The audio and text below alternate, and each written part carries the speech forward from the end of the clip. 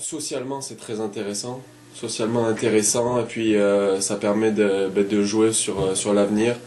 En plus d'avoir un réseau social donc pendant les études, de s'amuser pendant les études, ça permet de développer donc un réseau professionnel et c'est vraiment ça qui est D'avoir intéressant. du monde sur lequel on peut compter, de pouvoir demander l'avis de certaines personnes que tu connais bien, avec des personnes avec qui tu as passé des soirées, tu as passé du temps avec, des personnes avec qui tu sais que tu pourras vraiment compter, avec des personnes avec qui tu as vraiment confiance.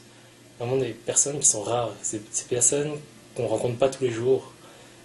Rejoindre une fraternité, dépendamment de dans laquelle tu es, tu rencontres des gens qui ont énormément de qualités, vraiment des personnes très très rares que tu ne rencontres pas tous les jours dans la rue. Pour mieux s'intégrer à la vie universitaire, pour rencontrer des gens de cultures différentes, de religions différentes, de profils différents, etc. Et ça me permet aussi de travailler le français et d'autres l'anglais parce qu'on parle les deux langues dans la fraternité.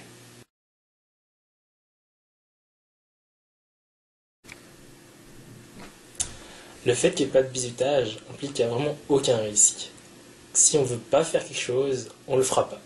Si on nous demande de faire quelque chose qui semble être vraiment trop fou, on peut essayer, mais si on trouve qu'il y a vraiment ça dépasse une certaine limite, eh bien, Sigma et Tapi ne nous demandera jamais de dépasser cette limite, ce qui est notre propre limite. Sigma et Tapi respectera toujours notre vision des choses et nos propres limites. Parce que moi, quand je suis rentré dans la fraternité, je savais qu'il n'y avait pas de bizutage, de hazing, et ça m'a sécurisé. Certaines fraternités ont une mauvaise image, mais celle-ci, non.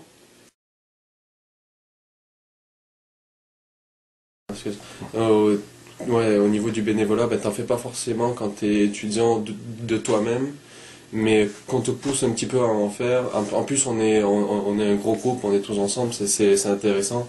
Et tu vois vraiment que après, quand tu parles aux gens donc, qui s'occupent de ces associations-là, que c'est vraiment utile, ça les aide et t'as envie de continuer parce qu'en plus, ça te prend pas vraiment beaucoup de temps. Quand tu y penses, c'est juste 2-3 heures par-ci par-là.